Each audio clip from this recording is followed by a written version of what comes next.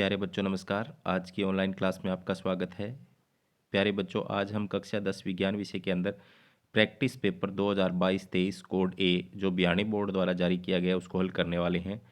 तो जिन बच्चों ने चैनल को सब्सक्राइब नहीं कर रखा है सब्सक्राइब कर लें, लाइक कर दें और अपने साथियों को शेयर जरूर कर दें। तो शुरू करते हैं आज के पेपर का पहला प्रश्न।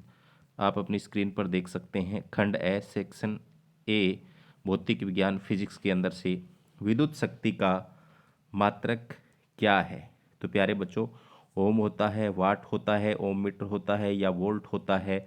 तो विद्युत शक्ति का जो मात्रक होता है वो क्या होता है, वाट होता है। ठीक है। और फॉर्मूला होता है P बराबर W/T। ठीक है। आगे है दूसरा, मानव नेत्र जिस भाग पर किसी वस्तु का प्रतिबिंब बनाते हैं वह भाग है दृष्टिपटल, पुतली, परितारिका, कॉर्निया। तो प्यारे बच्चों, उस भाग का नाम है दृष्टिपटल या इंग्लिश में हम कहते हैं रेटिना। ठीक है। आगे चलते हैं। निम्नलिखित में से कौन जैव मात्रा ऊर्जा स्रोत का उदाहरण नहीं है। जैव मात्रा का तो लकड़ी भी जैव मात्रा का है, गोबर गैस भी जैव मात्रा का है, नाभिकीय ऊर्जा नहीं है, चारकोल भी जैव मात्रा का है। तो ऑप्शन नंबर सी इसका जैव मात्रा ऊर्जा स्रोत का उदाहरण कौन सा नहीं है, सी ऑप्शन न्यूक्लियर एनर्जी। ठीक है। आगे है ऊर्जा के दो नवीनीकरणीय स्रोतों के नाम लिखो। तो चौथे प्रश्न का उत्तर मैं यहाँ पर लिख देता हूँ। क्या लिखेंगे, सौर ऊर्जा, सौर ऊर्जा। और ये तो पहला हो गया। दूसरा हो गया जल विद्युत ऊर्जा, जल विद्युत ऊर्जा। आप भी लिख सकते हो ऐसे, महासागरीय तापीय ऊर्जा। ऐसे ऊर्जा वाले पार्ट के अंदर बहुत सारे नवीनीकरणीय ऊर्जा स्रोतों के नाम हैं, तो वो आप यहाँ पर लिख सकते हो। आगे है प्रश्न नंबर 5 में टंगस्टन का उपयोग लगभग विशेष रूप से इलेक्ट्रिक लैंप के फिलामेंट के लिए क्यों किया जाता है। तो प्यारे बच्चों, अधिक गलनांक के कारण, अधिक गलनांक के कारण जिससे यह लंबे समय तक पिघलता नहीं है, लंबे समय तक पिघलता नहीं है, इसलिए फिलामेंट के रूप में टंगस्टन धातु का प्रयोग किया जाता है। ठीक है, तो लिख लोगे आप।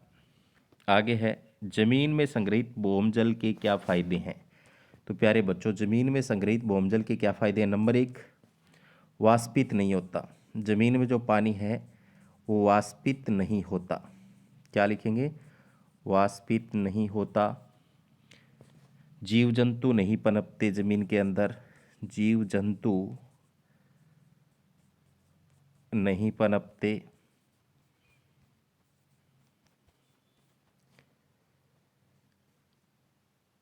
और नंबर 3, पौधों को नमी प्रदान करता है, पौधों को नमी प्रदान करता है। नंबर 4, जीव जंतुओं से प्रदूषित नहीं होता। तो इसी में आ जाता, जीव जंतु नहीं पनपते, इसके कारण से प्रदूषित भी नहीं होता। आगे है कांच के प्रिज्म से गुजरने वाली, कांच के प्रिज्म से गुजरने वाली प्रकाश के विभाजन के बाद पाए गए रंगों का अनुक्रम लिखें। तो प्यारे बच्चों, जैसे ये प्रिज्म है, इस प्रिज्म के अंदर से जो सूर्य का प्रकाश गुजरता है वो इस तरीके से 7 रंगों में बंट जाता है। तो सबसे ऊपर जो होता है वो होता है लाल रंग और नीचे होता है बैंगनी। तो हम इसको विबग्योर से लिख सकते हैं। तो मैं इसको साफ कर देता हूँ, सीधा ही आपको बता देता हूँ। इंग्लिश में लिख सकते हैं VIBGYOR। वी से बैंगनी, वी से बैंगनी, आई से इंडिगो यानी जामुनी, बी से ब्लू यानी नीला, और जी से ग्रीन यानी हरा, वाई से येलो यानी येलो पीला, ओ से ऑरेंज नारंगी, और आर से रेड लाल। तो इंग्लिश में तो विबग्योर लिख सकते हैं, और अगर हिंदी में लिखना है तो चाहे तो पहला अक्षर ले लें, बेजानी एह पिनाला लिख सकते हैं। दोबारा से मैं भी लिख दिखा देता हूँ। क्या लिखेंगे, बे जा नी एह पी नाला। तो प्यारे बच्चों, आप लिखाई के लिए मत कहना, क्योंकि मैं यहाँ मोबाइल से स्क्रीन पर लिख रहा हूँ, तो हो सकता है अच्छा ना लिखा जा रहा हो, फिर भी आप समझने की कोशिश करना। आगे चुंबकीय क्षेत्र रेखाओं के दो गुण लिखिए। तो पहला गुण क्या होगा? चुंबकीय क्षेत्र रेखाएं आपस में एक दूसरे को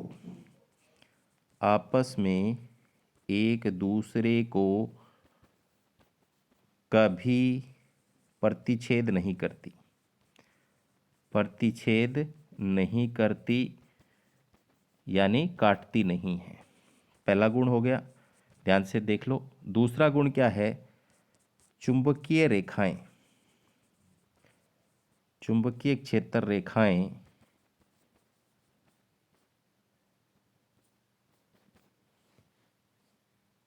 चुंबक से बाहर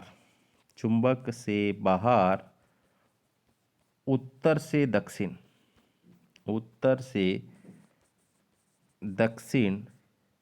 व अंदर दक्षिण से उत्तर एक बंद वक्र बनाती हैं। ठीक है, दो गुण हो गए। आगे फ्लेमिंग के वाम हस्त नियम को बताएं और समझाइए। तो प्यारे बच्चों, ये आप खुद कर लेना। ठीक है, अगर आप नहीं कर सकते तो मैं दिखा देता हूं इसको। ये देखिए, यहाँ पर फ्लेमिंग का वाम हस्त नियम लिखिए। तो फ्लेमिंग का वाम हस्त नियम, इस नियम के अनुसार अपने बाएं हाथ की तर्जनी, मध्यमा और अंगूठे को इस प्रकार फैलाएं कि ये तीनों एक दूसरे के परस्पर लंबवत हो। यदि तर्जनी चुंबकीय क्षेत्र की दिशा और मध्यमा चालक में प्रवाहित विद्युत धारा की दिशा प्रदर्शित करे, तो अंगूठा चालक की गति की दिशा अथवा चालक पर आरोपित बल की दिशा की ओर संकेत करेगा। तो यहाँ आप इस चित्र में देख सकते हो, ये जो है तर्जनी चुंबकीय क्षेत्र की दिशा बता रही है, मध्यमा विद्युत धारा की दिशा बता रही है, अंगूठा क्या बता रहा है? आरोपित बल की दिशा बता रहा है। तो ये क्या है? अपने बाएं हाथ को आप तर्जनी को, मध्यमा को, अंगूठे को लंबवत करेंगे एक दूसरे के, तो वो जो तर्जनी है वो चुंबकीय क्षेत्र की दिशा बताएगी, और मध्यमा विद्युत धारा और अंगूठा आरोपित बल की दिशा की ओर संकेत करेगा। तो आगे चलते हैं नेक्स्ट प्रश्न की ओर। आगे है प्रश्न नंबर 9 में आपसे पूछा है, रेखा चित्र बनाएं और प्रतिबिंब की प्रकृति बताएं यदि वस्तु को रखा गया हो अवतल लेंस के f तथा 2f के बीच। तो आपको इसकी स्थिति बतानी है। तो इसमें अगर आप अपनी किताब के अंदर 197 नंबर पेज पर देखेंगे, 197 नंबर पेज पर पाठ्य पुस्तक के अंदर, तो वहाँ पर इनके चित्र भी बने हुए हैं, उनकी स्थितियाँ भी बताई गई हैं। तो आप इसको वहाँ से देखेंगे, क्योंकि वीडियो जो है वो लंबा हो जाएगा। आगे चलते हैं नेक्स्ट। निम्नलिखित में से विरंजक चूर्ण का रासायनिक सूत्र क्या होता है? तो प्यारे बच्चों, विरंजक चूर्ण का रासायनिक सूत्र होता है CaOCl2। ऑप्शन नंबर बी इसका बिल्कुल सही हो जाएगा। आगे चलते हैं, विकृत गंधिता क्या है? तो प्यारे बच्चों, इसको मैं दिखा देता हूँ आपको। विकृत गंधिता, तेल एवं वसायुक्त खाद्य पदार्थ हवा ऑक्सीजन के संपर्क में आने से उपचयित ऑक्सीकृत होकर विकृत गंधी हो जाते हैं, जिसके कारण इसका स्वाद एवं गंध बदल जाता है। इस प्रक्रिया को विकृत गंधिता कहते हैं। तो तेल और वसायुक्त खाद्य पदार्थों को अगर हम लंबे समय तक हवा के अंदर रखेंगे तो ऑक्सीजन के संपर्क में आकर उपचयित हो जाते हैं, जिसके कारण उसका रंग और स्वाद बदल जाता है। विकृत गंधिता रोकने के उपाय क्या है? नाइट्रोजन प्रति ऑक्सीकारक मिलाकर, वायुरोधी बर्तनों में खाद्य सामग्री रखकर, उदाहरण है इसके चिप्स की थैली लंबे समय के बाद उपचयित होकर विकृत गंधी हो जाती है, और मक्खन को कमरे के तापमान पर लंबे समय तक रखे रहने पर इसका स्वाद खट्टा हो जाता है तथा इससे खराब गंध आने लगती है, क्योंकि यह उपचयित हो जाता है। तो ये है विकृत गंधिता। आगे चलते हैं नेक्स्ट प्रश्न की तरफ।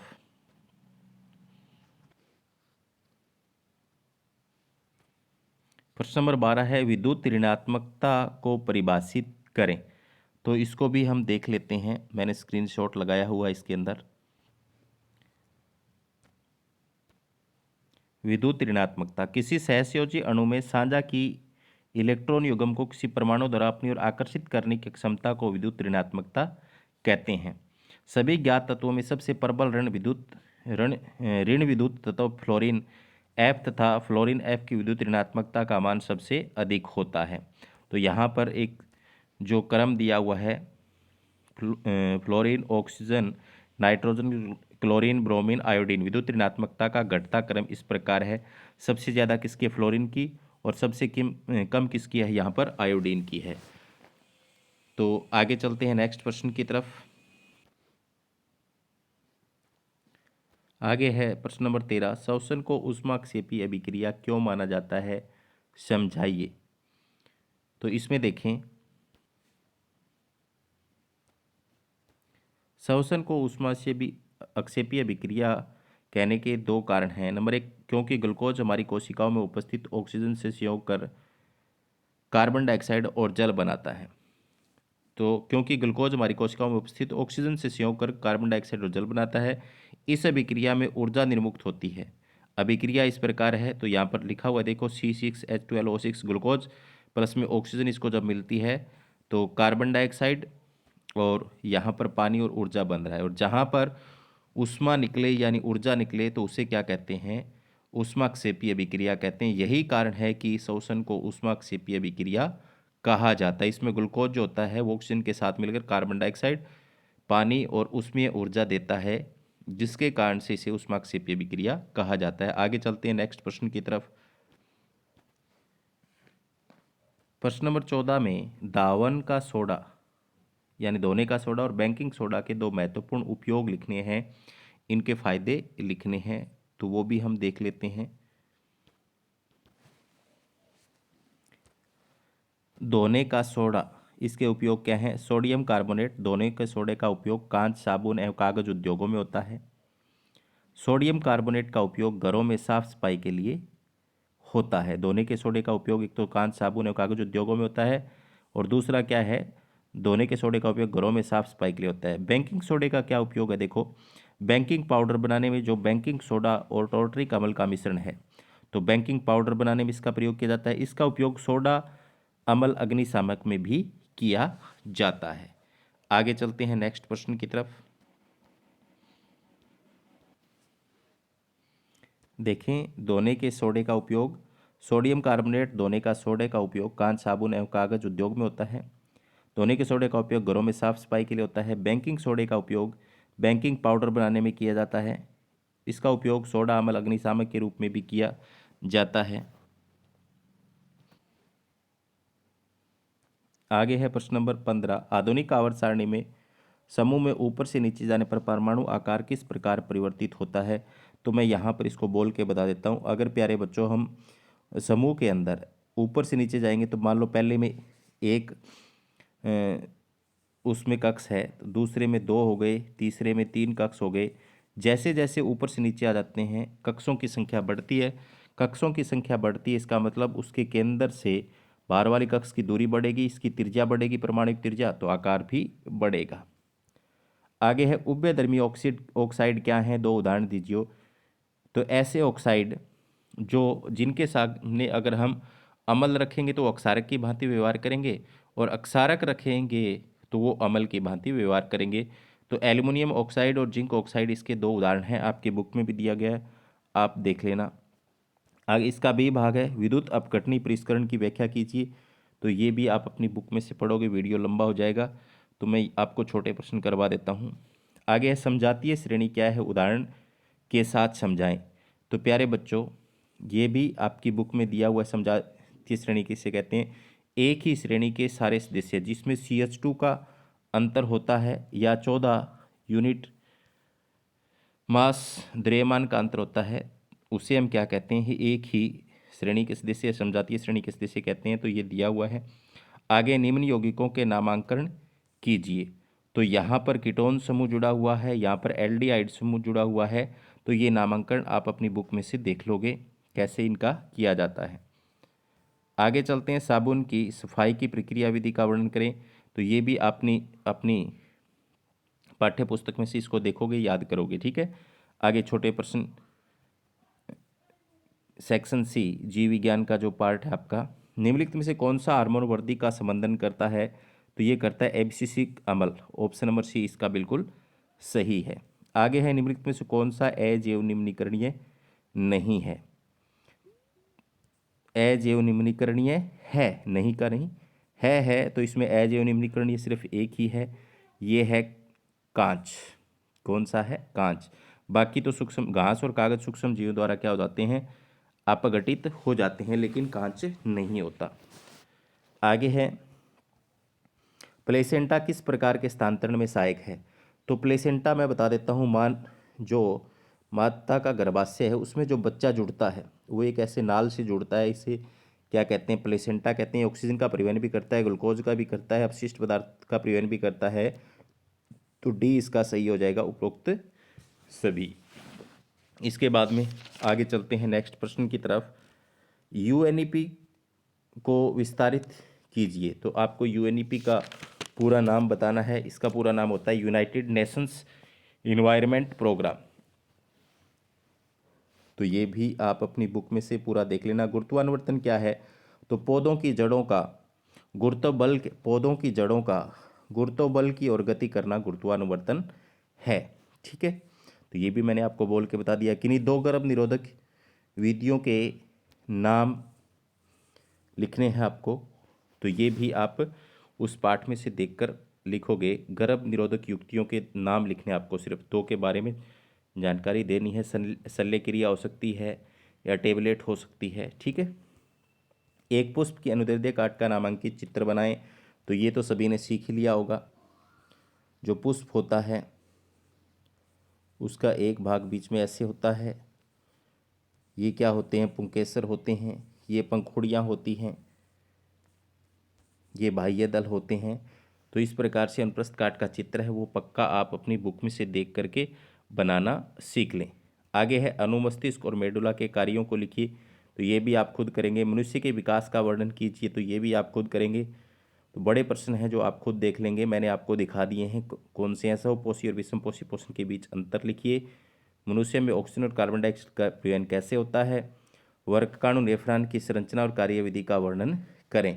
तो ये इंपॉर्टेंट प्रश्न है, इसका आप चित्र बनाना भी सीख लें और इसकी कार्यविधि भी सीख लें। ये 5-5 नंबर वाले जो प्रश्न हैं, ये 6 नंबर वाले प्रश्न आप खुद अपनी बुक में निशान लगाओगे और खुद करोगे। तो प्यारे बच्चों, इस प्रकार से आप से 27 प्रश्न पूछे जाएंगे, 60 नंबर का पेपर होगा। तो मैंने छोटे प्रश्नों के उत्तर ज़्यादातर इसमें से बता दिए हैं, बड़े प्रश्नों के आप खुद कर लोगे। धन्यवाद। ये भिवानी बोर्ड ने पेपर जारी किया है, प्रैक्टिस सेट ए और बी दो जारी किए हैं। एक के उत्तर मैंने आपको छोटों के बता दिए हैं, बड़े आप खुद निशान करके लगा के कर लोगे। तो कल हम बी प्रैक्टिस सेट पेपर है उसको भी हल करेंगे। धन्यवाद।